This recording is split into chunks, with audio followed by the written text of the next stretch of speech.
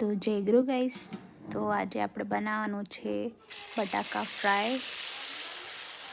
તો એના માટે સૌથી પહેલાં તેલ ગરમ કરવાનું, પછી એની અંદર લીલા મરચાં, લાલ મરચું અને લસણ વાટેલું નાખી તેને ચડવા દેવાનું।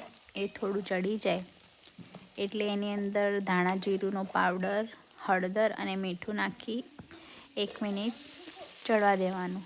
પછી તેની અંદર કાપેલા બટાકા નાખી તેને બરાબર મિક્સ કરી દેવાના।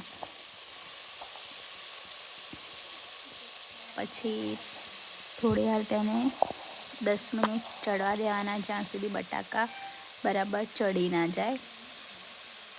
વચ્ચે વચ્ચે એને બટાકાને મિક્સ કરતા રહેવાનું ગાઈસ, નહીં તો નીચે ચોંટી જશે। તો બટાકા મસ્ત ચડી જાય પછી એની અંદર આપણે 1 ટમાટર નાખવાનું છે, મીડિયમ સાઈઝનું।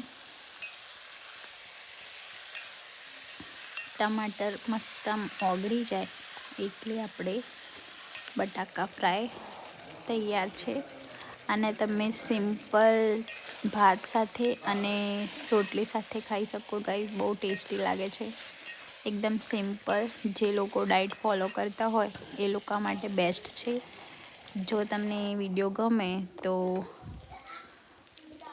ચેનલને સબસ્ક્રાઈબ કરો, લાઈક કરો અને શેર કરો વધુમાં વધુ।